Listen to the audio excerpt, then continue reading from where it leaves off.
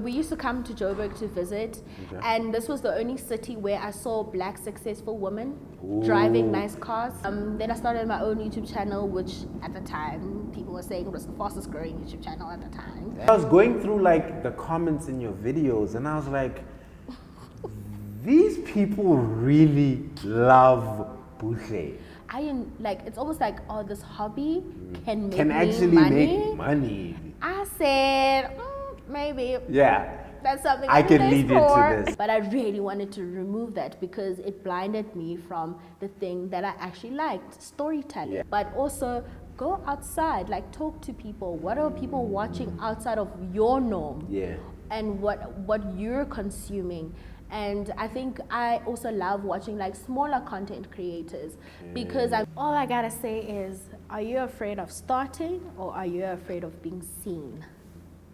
Because I think a lot of people are okay with starting, but they are not okay with being seen and failing. And that's what content creation will do. Because I mean... And you're live on deadradio.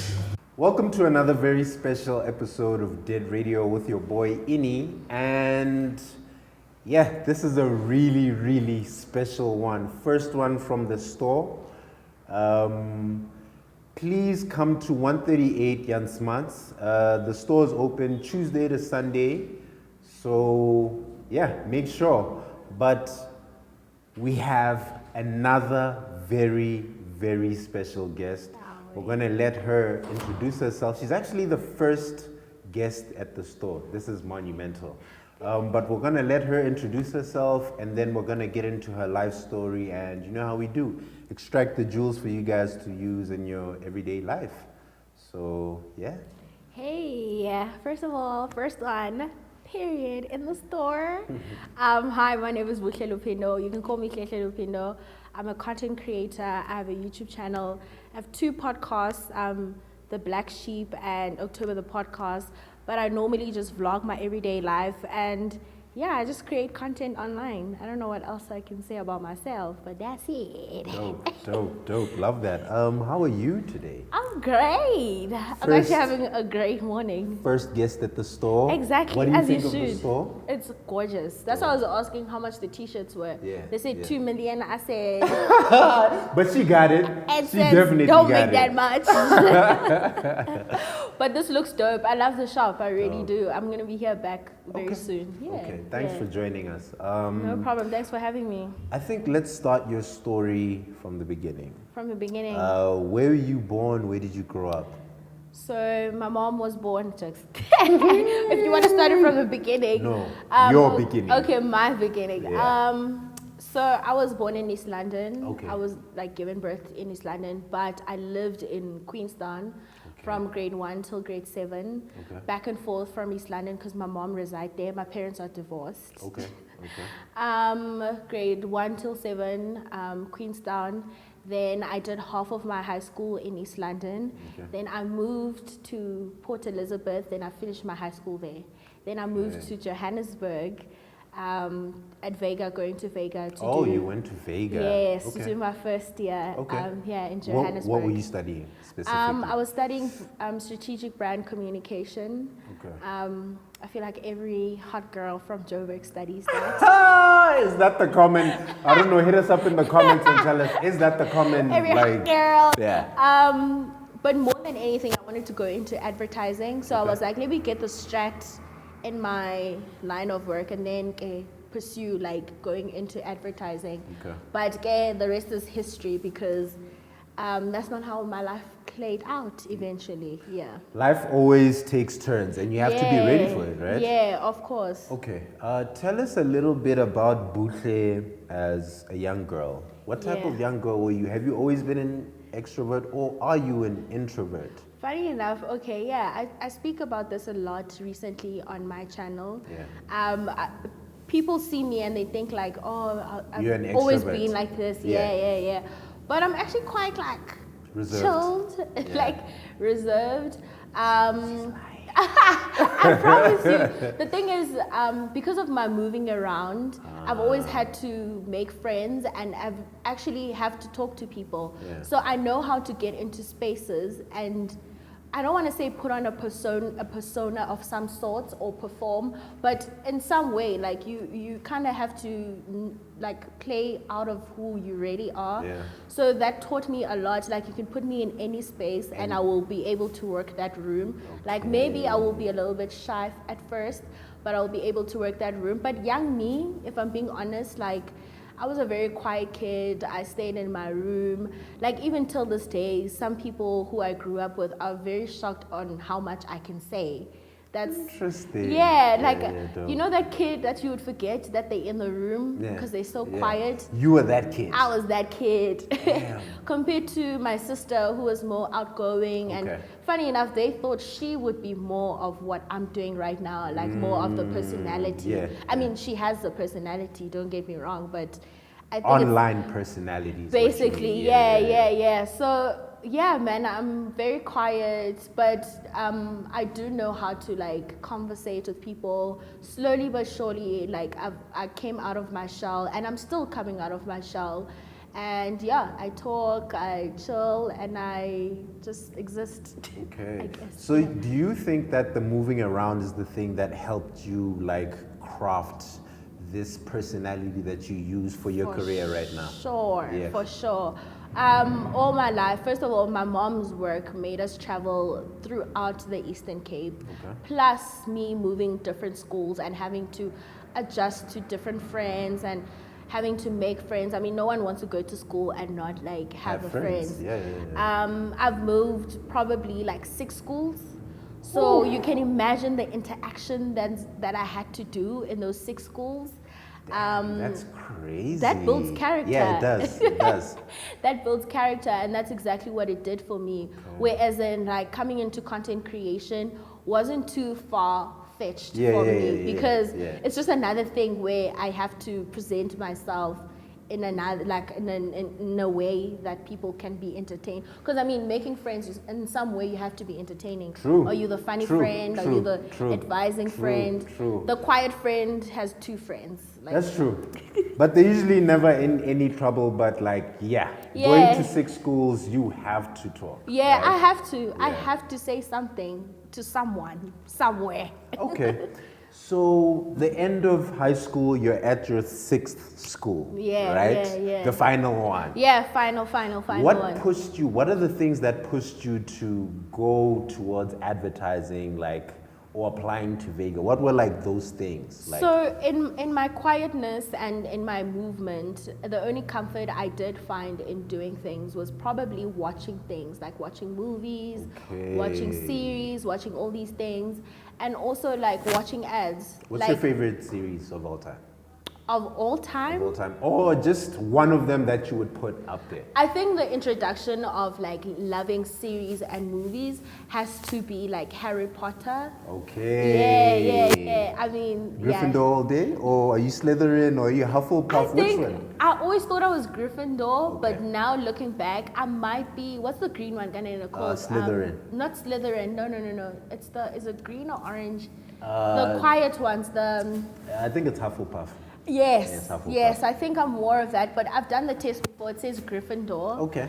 So I guess that's what I am. But I think I kind of relate to each house if we had to take it there.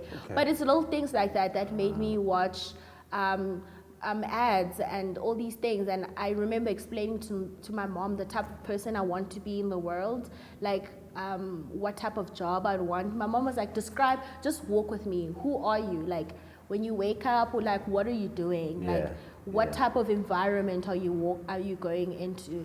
And then my mom was like, okay, there's something called marketing. And then I was like, oh, okay, cool, marketing. What's marketing? And then we obviously did our research together there. And I found out about advertising that, ads actually are created. There are people behind that. I was like, oh, shit. I think I want to do that. And then that's when I was like, okay, cool. The goal is to go into advertising, but also like I was very interested in like working with brands, targeting audiences, like the works of just marketing itself. So yeah, that's how I was introduced into the world of marketing. So following year, You didn't take a gap year, right? No, I didn't. Of course, black parents, they're not about that. But funny enough, I didn't want to take a gap year. So I think we all did. 100%. My motivation of taking a gap year is because I had done a Euro tour the year before. Dope. Okay. And in the Euro tour, they introduced doing au pair and all those things. And I remember speaking to my mom and dad being like, okay, I want to au pair for like a year. And my parents are like, hey, let's go in. Yeah, let's go in. that's not going to work. Let's go in. Yeah. And then I was like, okay, I guess. Let's go. Yeah. Damn, okay. So you get to JBER, right? First year, how are you? What's your perspective on everything? Are you enjoying school? Are you super excited? Or do you start and you're like, damn, actually, maybe this is not what I want to do?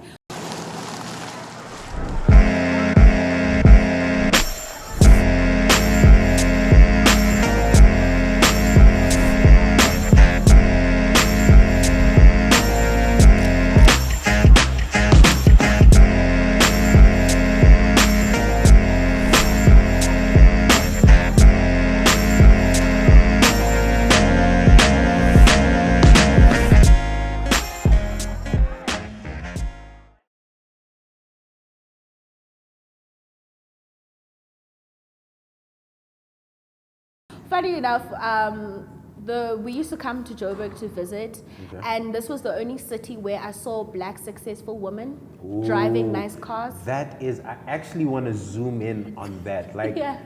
Joburg has great representation for black Successful women. Like, it's amazing. I saw women It's really amazing. drive cars that, in the Eastern Cape, I don't want to say we are a bit like, the Eastern Cape has its own structure of doing things, whereas in obviously Joburg, everything's fast and furious and whatnot. And bigger. Yeah. And the representation that you'll normally see in the Eastern Cape is, you know, the marriage, the family orientated, like it's the same old, like, it's traditional. It's traditional. Yes. I love that. Yes, it's very traditional. Yeah. So every time I used to visit Joburg, I loved how there were young people expressing themselves how they want to express themselves, and very importantly, black successful women. And for the first time ever, I would see women driving the cars only men used to speak about. I hear that. And I used to be like, this place is so cool. This is where I need to be. This is where I need to be. Yeah. And from grade 11, I knew, I didn't know what I wanted to study, but I knew where I needed to go is Joburg. So literally, I got accepted at VEGA from grade 11, so I already knew I was coming to Joburg. Okay, dope. It was just a matter of me doing well in matric. Then I did well, and then I came to Joburg, the big bad city. Yeah. And to say the least, I was so excited because I was like, this is where I'm reintroducing myself and finally living for me. Because, you know, the moving around kind of also made me have to have like these different personas and personalities. Yeah, just to fit in. And just to fit in, like I'm a child. But for the first time when I got to Joburg, I was like, I am going to be quote unquote like myself. I'm going to reintroduce myself. I'm just going to be like this whole different person. And I think that's exactly what I did, actually, a little bit. I mean, I still took pieces of home with me. I mean, I could never lose that. It's what makes me me, but a place like Joburg allows you to now focus further into who you really are. 100. Okay. 100. I mean, you can get lost in the sauce. Oh no, 1,000. Don't get me wrong. wrong. A lot of people, but it gives you that opportunity to really like lean into who you are. Yes. Okay, so now you're studying. What else is happening in your life at this time? So at the time I'm studying, love what I'm studying. I'm exploring Joburg, the youngest way I can possibly say I'm exploring. Yeah, we all went Joburg. through it. We all went through it. That's why I feed ducks now. That's why, because I'm like way past you're that. tired now. I'm tired of that. I'm super tired of that. Yeah, I did Joburg how people do Joburg. Yeah. I went out. man, this city introduced me to a whole different cultures and different people and how people do things. And I think now I was in the space to be open to take in those things. I do appreciate the fact that the year before I had traveled Europe, so I was already in that mindset of wanting to learn something of my norm. And again, taking it back to me moving a lot, that was already in me. I was already open enough to like take in and observe, and I learned so much about Joburg that past 2 years and about myself. But the one thing that it really emphasized was that I actually didn't know myself. I think every person at different ages, you start realizing, damn, I thought I knew myself. But actually, the well is way deeper than I thought. And the thing is, like again, because I was so inspired by the things I was seeing in Joburg, that opens up a void in yourself and being like, okay, cool, like you're inspired. What do you want to do about this? And that could cause a exponential like crisis in you. It can. And I think when I was in first year and second year, that's what hit me the most, of being like, okay, cool, you came here to reinvent yourself and be this person, but what does that look like? What does that look like actually? Yeah. Who are you having conversations with about this? Myself, Yourself. in my head. I'm having that with myself. I think that's when maybe a little bit of my depression started creeping in, because now I'm anxious, I'm overthinking a lot of things, I'm also analyzing a lot of things, I'm comparing a lot of things, and my school started taking a toll with that, because now I was unsure about myself, and I was unsure about what I wanted to do, and that drove like my self-esteem right to the like bottom. But even with that, like I was still able to like push through those feelings and keep trying. Like I still had that trying element in me, and that's the lovely thing about Joburg, man. Like, it sucks and there's a lot going on, but there's always room to like keep trying in the city. You always have a second chance, right? Yeah, always. Let's zoom into, because I know you're big on mental health, anxiety. Did you start self-diagnosing yourself? Because that, I feel like we're in a time where a lot of people are self-diagnosing themselves. How did you know you were depressed? At that time? So I never knew anything about those words, depression, anxiety, and all those things. And a best friend of mine was struggling at Wits. I remember she came to stay with me for a month, because I go to a private university, so I live by myself, and she didn't have res or anything like that. So she came to me, and at the time she was seeing a psychiatrist, and the psychiatrist had diagnosed her with depression. So I'm like, what the fuck is that? Well, what is that? Sorry, I don't know. Can I swear? No, sorry, you can say. I'm like, what the fuck is that? So she explains to me, I'm like, sometimes I feel like that.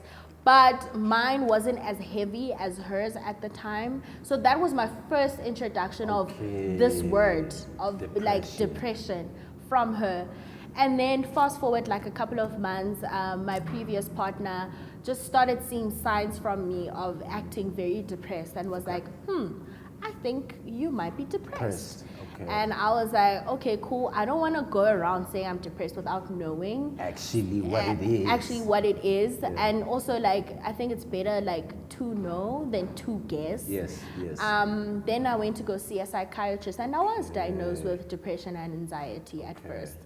And from there on, it took its own form. And then since I had the definition, it felt like I was even more depressed and anxious. So now, when you start speaking to the psychiatrist, right, what are some of the tools he or she started giving you to help you with that? Because a lot of people who are going to be watching this are either self-diagnosing themselves, or they've actually seen a professional and they have been clinically diagnosed, and they just don't have the tools to like work through that. So what were some of the things they advised you, or you found on your own research? I don't want to lie, I was in a very privileged place, which is why like mental health is so important to me, because if it wasn't for my privileged place that I was in, I don't know where I would have been mentally, or would I have been here.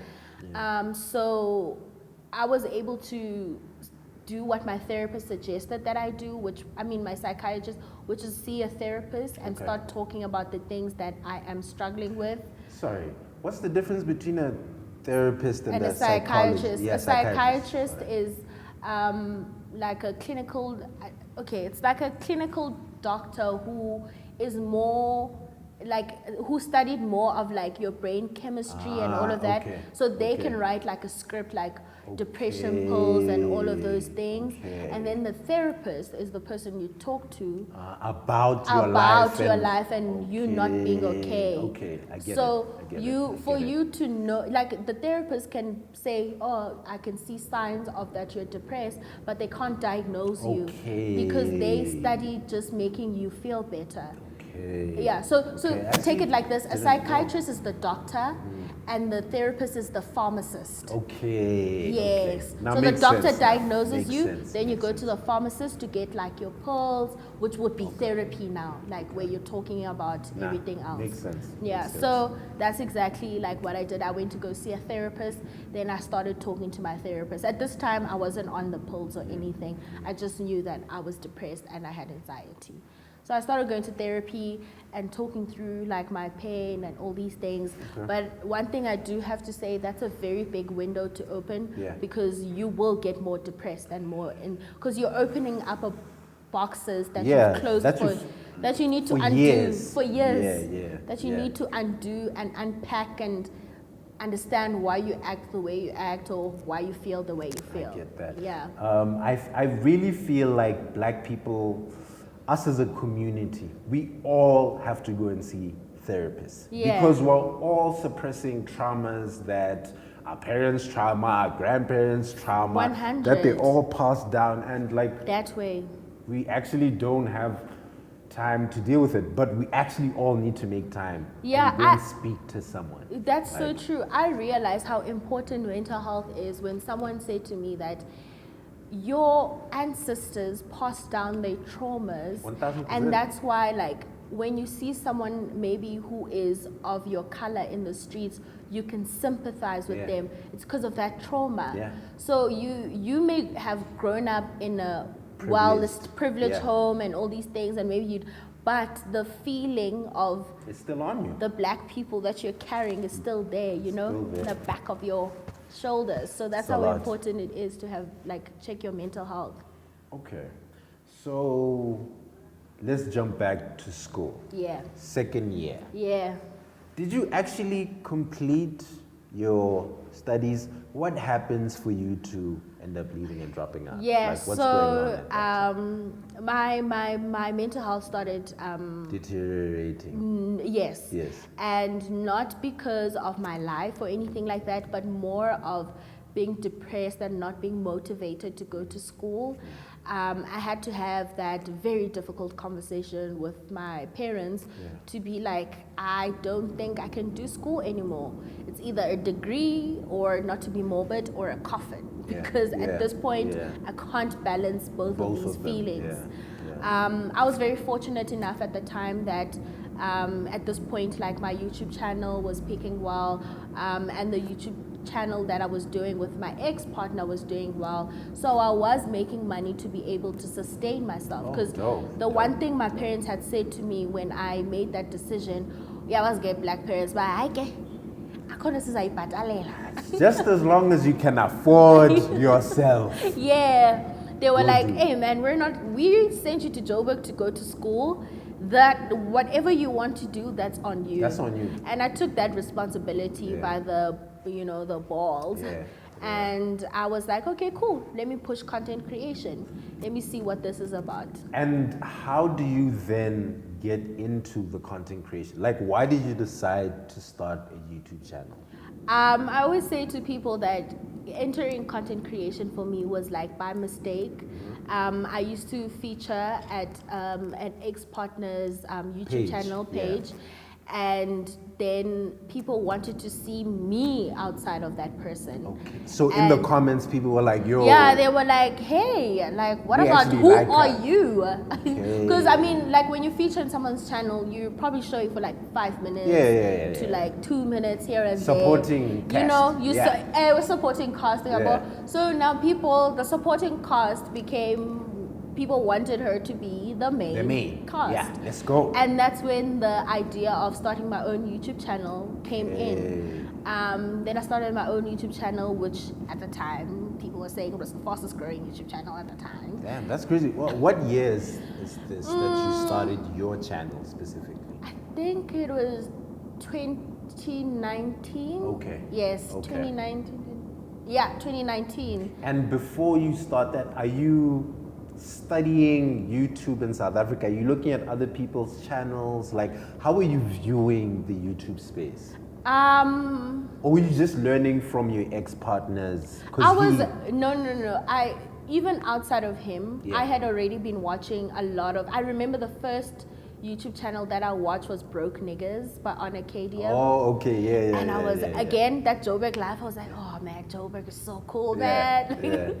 On Acadia was probably like the first YouTube channel that I found. Then I remember finding like pop culture, and then I found like Hlehle. Then I was like, damn, like there are so many South African YouTubers. And I remember before I even met my previous partner, I had suggested to a friend of mine that we should do a YouTube channel together. She was busy at the time. She had hockey that she had to do, so she was like, no. Then I left that dream. Then I was okay with consuming content. So to answer your question, yeah, I had been consuming South African and content. Studying. And not necessarily studying. I was generally watching Just for enjoyment. Because never in my brain did I think I would be on those platforms. Especially after my friend said no. I'd never imagined doing it by myself. That was the issue right there. So now when fast forward, I'm featured again. I was like, this is a cool way to be on YouTube. Like not too much pressure on me. But when I made the decision to start my own YouTube channel, I was like, which was driven by the fact that I dropped out of school and now I needed something for myself to keep me busy. It's all on you now. Yeah, it's all on me. Then I started my own YouTube channel. But I will say that taking into account having to have watched every other YouTube channel now and see how things work. You weren't consciously studying, but you were studying. I think so. I think so too. I mean, when I started my YouTube channel, I actually wanted it to be a podcast channel. More than anything. Okay, that was your direction. That was my direction. I was like, sit down videos, talking to the camera, and that's the content I enjoyed the most at the time. But I was advised by my previous partner to make it like a vlog, lifestyle, more about your lifestyle. Yeah, more broader, more, which, I mean, I'm grateful for that advice. I mean, but I should have listened to myself a bit more because I feel like that's where my strongest suit is. The more conversational sit down videos, we live and we learn. And you can actually do both. Yes, right? Now I can. Which is what you're doing now. Exactly. I mean, now looking back, I mean, I didn't have any life experiences that I would have said on my podcast. So I did need to grow in the space in a more lifestyle, fun way to have with YouTube. So yeah, that's how I started my YouTube channel and my own personal channel.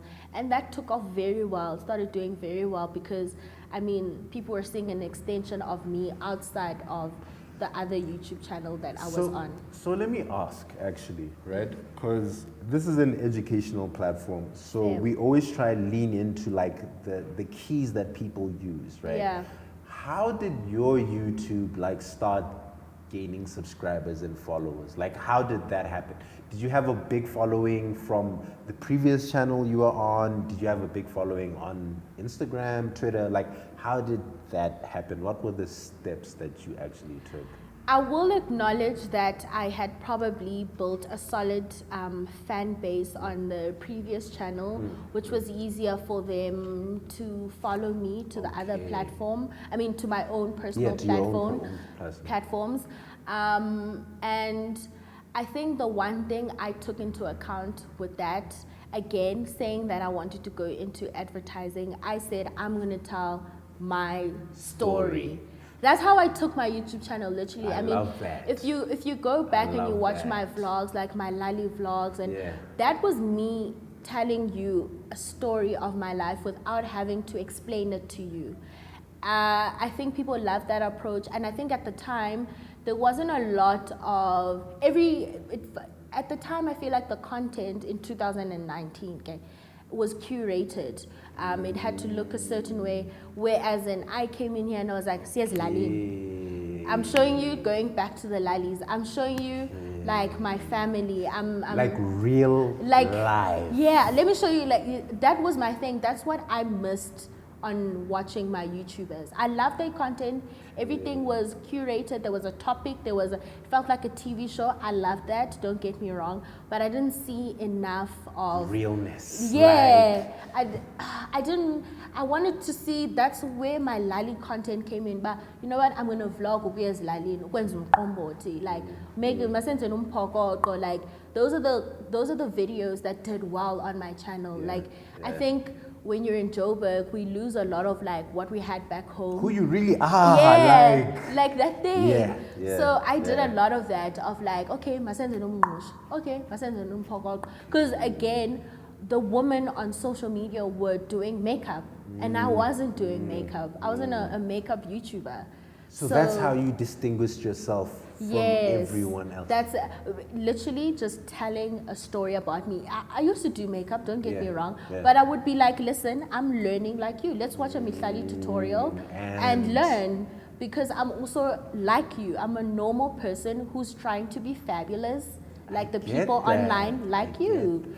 Because actually what I wanted to like super lean into and ask you is, what do you think it is that your audience connects with about you? But I mean, you just answered it. Because I was going through like the comments in your videos and I was like, these people really love Hlehle. I think a lot of my audience see themselves in me, and I also try to see myself in my audience. Like I mean, my content is all over the place because I am a person and I'm all over the place. It would be a disadvantage for my audience and for myself to stick to one thing, and that's okay if that's something you want to do. If you want to push makeup and that's something you want, but I'm not just putting on makeup. I'm not just like putting on clothes. I'm not just like, those are part of me. There's like so much more to me. I'm not just like my mental health. So the content is 360. Yes, it's like literally I'm telling my life story, I'm figuring it out with you and you're coming along with me. But obviously we're in between telling a story. So is your content, how do I ask this? Is it more about archiving your own personal life, or is it a mix of also creating content?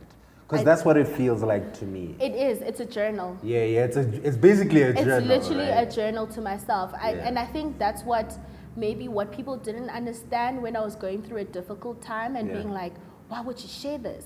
I mean, that's amazing to me right now, that I'm feeling much better, that I can look back and be like, damn, you were so depressed here. Damn, you were going through a heartbreak here.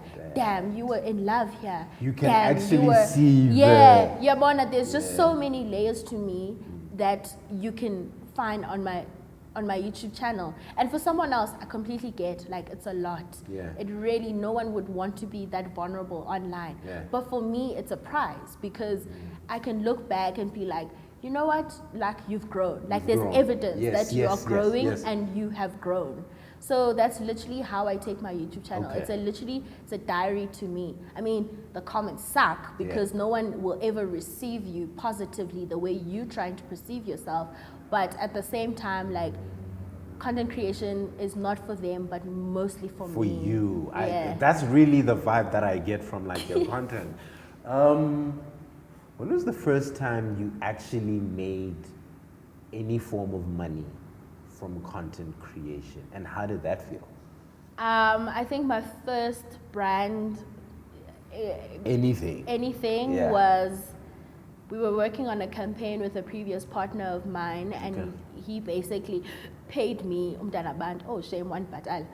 And I remember that was my first paycheck. It felt good. Yeah. I don't want to lie. Yeah. It felt so good. I was like, it's almost like, oh, this hobby can make me actually money. make money. I said, maybe. Yeah. That's something I can can lead into this. Okay, yeah. okay. And that made me excited. I remember how that made me feel. It made me excited because it made me realize, like, something you love, you can monetize it and actually do something you love forever. Yeah. And that's exactly what I came to Joburg to do. I get to that. find the thing that I love that And made me wake up every day and still just make me monetize it. money. I feel that. So yeah, I feel that. yeah. Okay, so the campaign happens, and then obviously whatever happens with you guys happens. You start your own YouTube channel.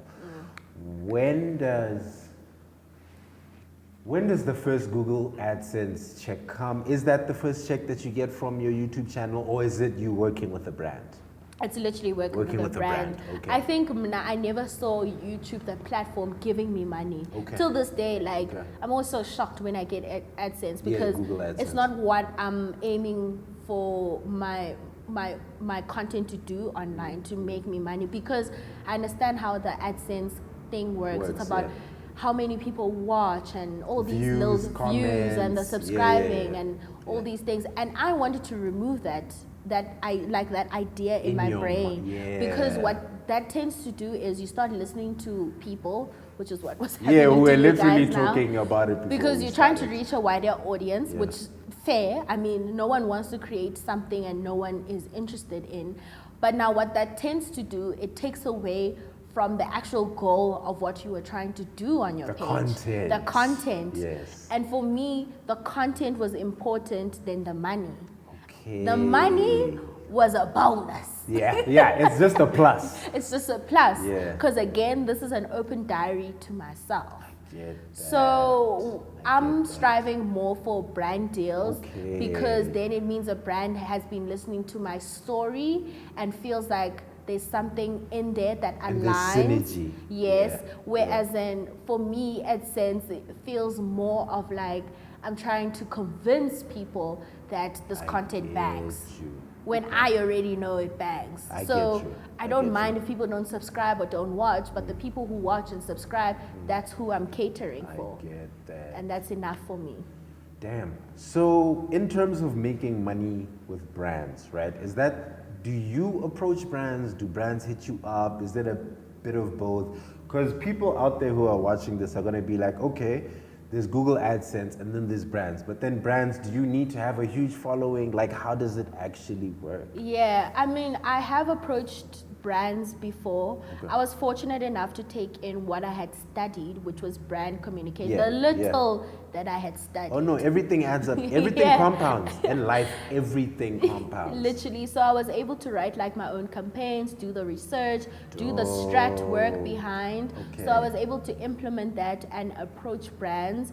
I was very fortunate enough that I have a manager. Sometimes I back and forth with her, Okay. and then we figure out like which branch to approach. I remember with Stay Free, when I did Stay Free, that was a brand that I approached, because I'm also an advocate for like menstrual education and all those things. So things like that, yes, I did like approach brands and kind of have to sell myself because it was important to me also.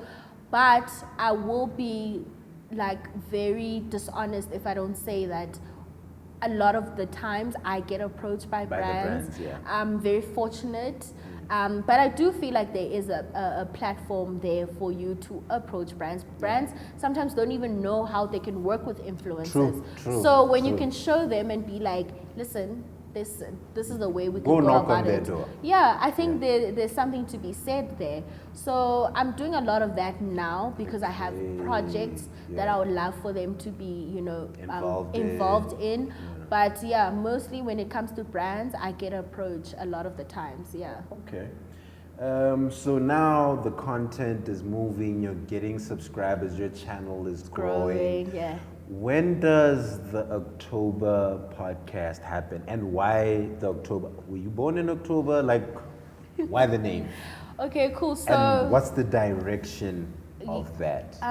So when you started through it? my breakup, which I didn't take it so well. It affected so many aspects in my life, including content creation. I was very unsure about myself in the space, and the only thing I knew about being online and doing YouTube was that I love creating content. Yeah. But honestly, I wanted to take away like the eyes and the conversations and the opinions. Yeah. Unfortunately, that's what it comes with. I knew that, Yeah. but I really wanted to remove that because it blinded me from the thing that I actually liked, storytelling. Yeah, storytelling. So again, I revisited the idea of using my channel as a podcast platform.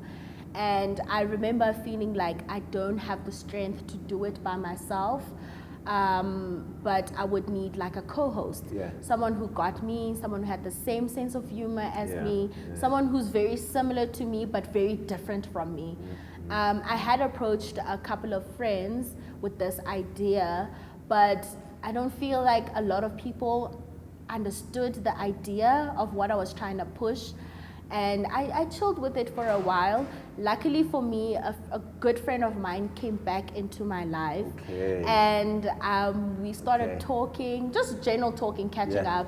And she's exactly like me. She's funnier than me sometimes. Yeah. She is as charismatic, and she was also in the YouTube space. And funny enough, she was also struggling with the same things that I was struggling with, which was getting back into content creation. So it was kind of like we It both made needed sense. each other, Yeah. and we both. So I told her about this idea. I was like, listen, I have this podcast idea, and I feel like it will eat, but I know it can't eat just by myself. Yeah. I need you. I need you. I need you. And she was very unsure. I remember being like, oh, let's set it up and just record and see how that And we'll feels see. and see how you feel. And we did that. And we uploaded, and the response was very positive, where people were like, this is the conversation. So that first episode was the first episode that you guys shot? That first episode was the first episode, and it was a practice episode. Oh. And that episode was me trying to convince Dope. her that this thing is going to work. It's gonna work. On my yeah. bed, where I put a bookshelf and I placed Yeah, everything. literally, you guys were just chilling. Yeah, she was smoking a It was vape dope, even. yeah, it was dope. She was drinking. I I was get sick. that. We didn't put on makeup. Yeah. We just started chatting Yeah. away. And I remember watching back that footage because I was in charge of the editing and whatnot, and being like, okay, this is something here. I mean, even that had its own struggles because, again, we're both not okay. Yes, and yes, the yes. reason why I wanted to start October the podcast was getting back to content creation and getting my confidence back. And being like, yes. okay, who's Hlehle Luphindo? Who's I Hlehle get Luphindo? Who's Hlehle that. Luphindo? It was literally an ego boost, that podcast for me. Okay. And it worked. Why it's called October the podcast, because we're both born in October. Dope. I felt like using, let's say, Libra, the podcast, would be very, I get what you're... yeah. Yeah. What about the Sagittarius? What about the true, Leos? true, so true. October felt more of like, I don't know how- It's more encompassing, like it Yeah. allows more room. it I allows get more that. room to play with I it. get that. And we're both born in October. Funny enough, her YouTube name is K October. So a lot of people thought like it deprives from that, but I didn't mind. I honestly, Okay. I was like, I don't care, because Yeah. I know what the vision of the podcast is.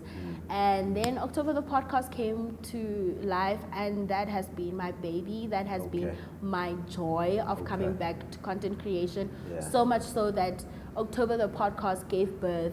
I mean, Black Sheep has always been there, but it gave birth to Black Sheep. Black Sheep, the which is my podcast now. podcast on my own personal Okay, YouTube channel. okay. And on that podcast, it's more about me and my guests, and talk about mental health, talk about life, talk about these life experiences now yeah. that I've enjoyed, Yeah. like I've collected Yeah. throughout the years. Yeah. And yeah, those are my two babies. I love doing those two babies right now. They're my Okay. favorite. Yeah. Over the years, you've been in YouTube for quite some time now, Yeah. right? What are some of the keys you've found in terms of like content?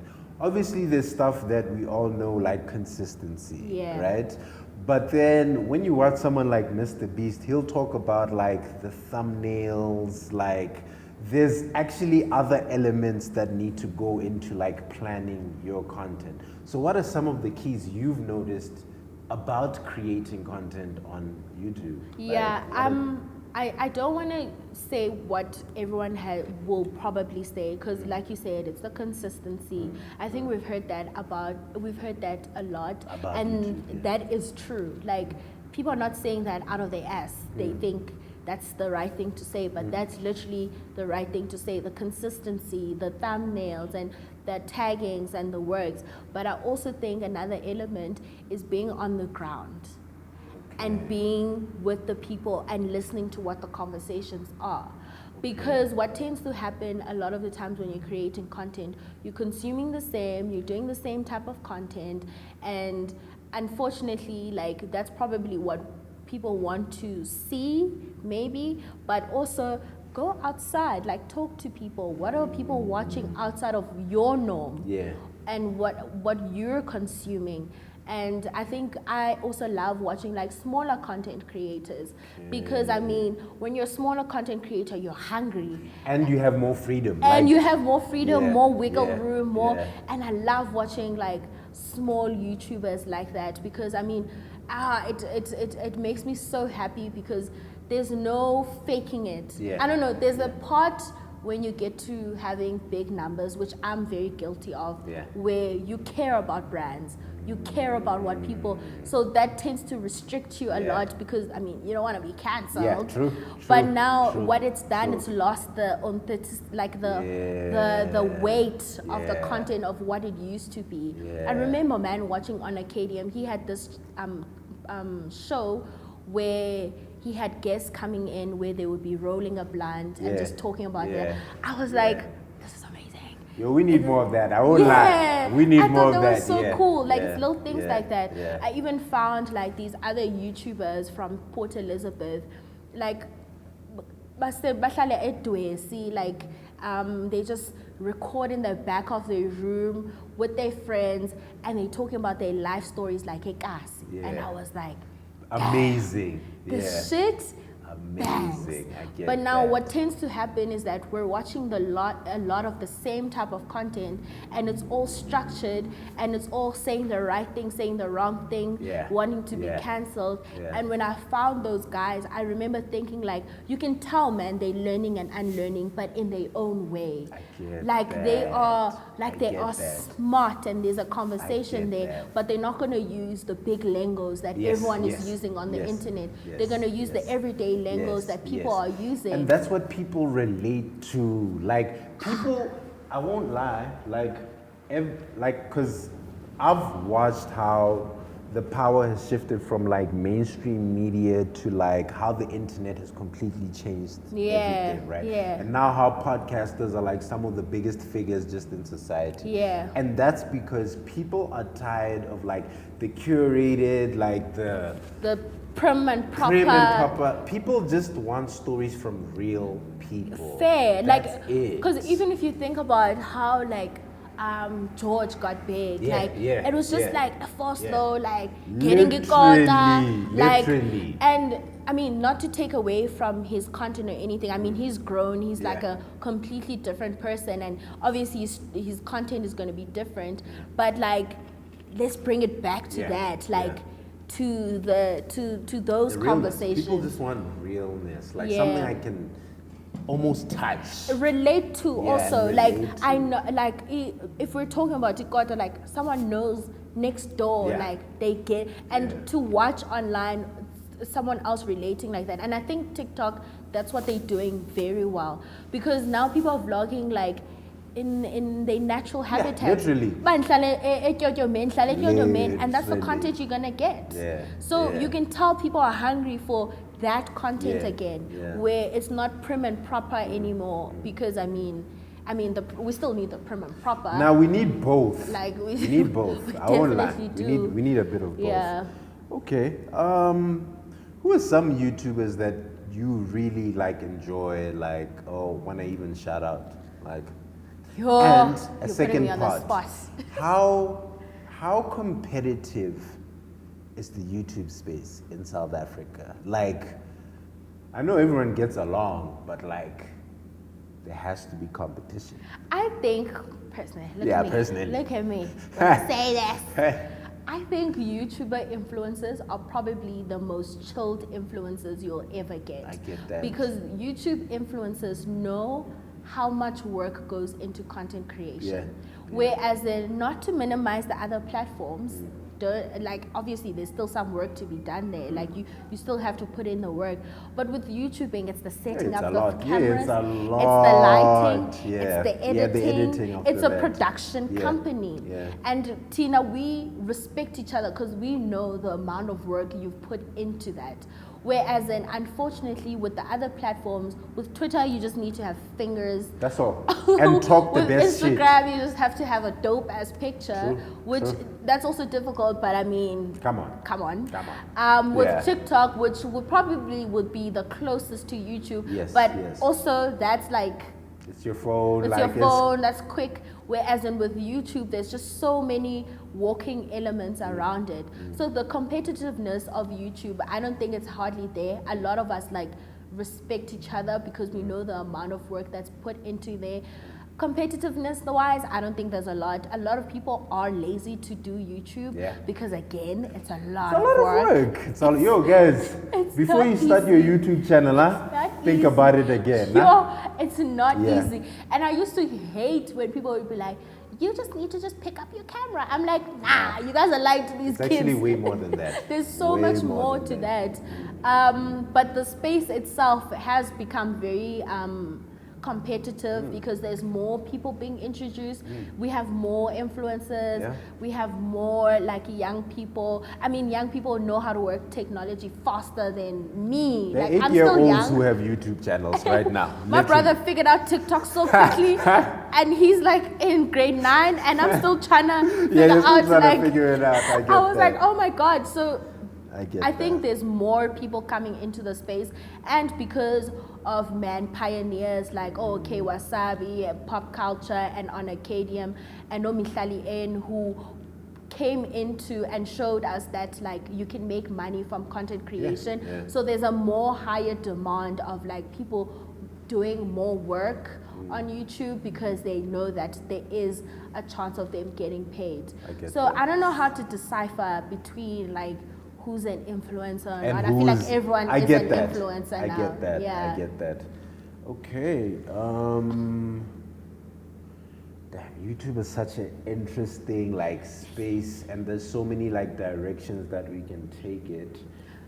But the one thing I can say about YouTube, it's coming back this year. In a big way. In a big way. The minute TikTok started doing 10-minute videos, I said that's a YouTube video.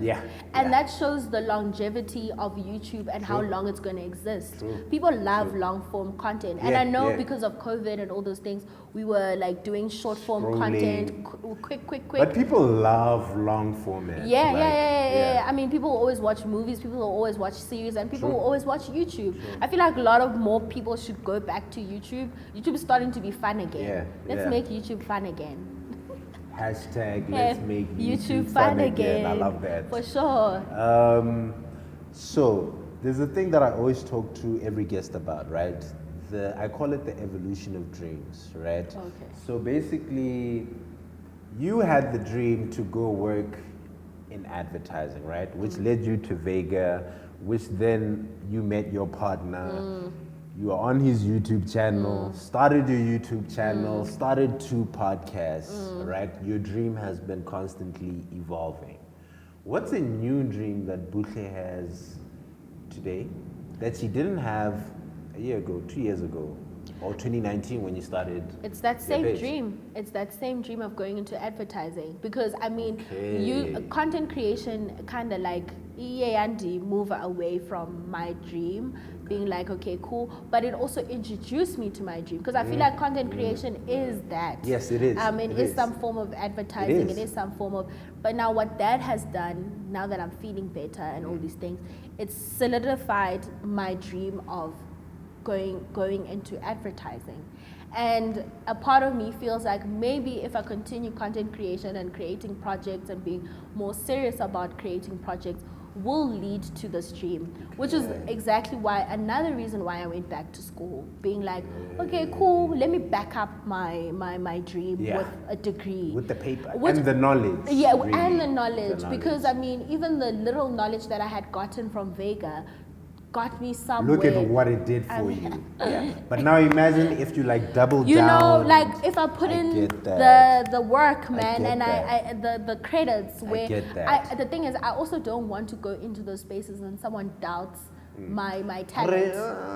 Be like, oh, you only just do YouTube. I'd be like, I got the paper. Yeah, I got the paper. I got the credentials, you know, to back it up type of thing. But I do still believe that you don't necessarily need to go to school to do these things. I do believe that maybe someone out there will help me through this advertising thing without having to like complete like my degree and all these things, but I want to complete my degree. For you. For me also, yes, for me. So yeah, man, it's just made that dream stronger. It's just made me, it's pushing me more to be more creative and take content creation seriously. And I think because I'm also doing it by myself now, there's no help of a partner it's just me. I got me again. It's all on me. I love that. I'm betting on myself, basically. I get that. Yeah. I love that. Okay, as we wind down on the interview, there's definitely people who are going to be watching this who would love to get into content creation, who would love to get into advertising, but they just don't have the kick or the motivation. So what's your last word to people out there, just to motivate them, just to direct them or redirect them to go out there and just make their dreams a reality? All I gotta say is, are you afraid of starting or are you afraid of being seen? Because I think a lot of people are okay with starting, but they are not okay with being seen and failing. And that's what content creation will do. Because I mean, it almost feels like when you start creating content, but I'm so desperate to be an influencer because you're trying to push passion, but also at the same time, like, you afraid of what people are going to say because those are the things that you say to seeing other people try. True. I mean, look at people like Sabelo. Sabelo closed out the noise and continued cleaning. That nigga is cleaning to the way to the bank. Yeah, literally. So, and that's him just putting himself out there. So you need to think, oh, am I not doing this thing because I'm afraid of what people are going to say? Or am I not doing this thing because really my circumstances don't allow me to do it? And if it's the other way around where you're worried about what people are doing, you're just holding yourself back from your own happiness. Yeah, you're being your own gatekeeper. You're gatekeeping it because at the end of the day, guys, like, people are always going to talk. And I think that's what I think I've kind of learned from, going through the most difficult time the past year and a half, is that, you know what, even if maybe you were the best at the time and you were the it girl and whatnot, the minute you come crashing down, they're still going to say the bad things about you. Literally. So either way. So you might as well do something that makes you happy. And that. at the end of the day, those people are not going to pay your bills. They might, because they're watching your YouTube videos. Oh no, the haters are your biggest subscribers. Target Trust haters. me. Always target haters. Trust me. Those guys. They will watch AdSense, your haters. Yeah. Love it. Shout so out to much. the haters. Shout out to you guys. We love you guys, bro. We love you guys. Imaginary haters. People be like, we don't hate you, bitch. Relax. But honestly, guys, like, this is the year. There's so many platforms, and also you don't have to do all the platforms. If you're doing just TikTok, do just TikTok. If you're like, for example, I'm not consistent on TikTok, but I am on TikTok. But I know my consistent platform is my YouTube channel. So YouTuber. You don't have to do all of the platforms. Just pick the one platform you enjoy the most and stick through it and do it. Just try. Damn, that was amazing, dude. Like, thanks. This has been such a great conversation. Please don't forget to like, comment, subscribe. Don't forget the Dead Store is open in 138 Jan Smarts in Rosebank. So please pull up and we'll be back with another episode of Dead Radio. And you're live on Dead Radio.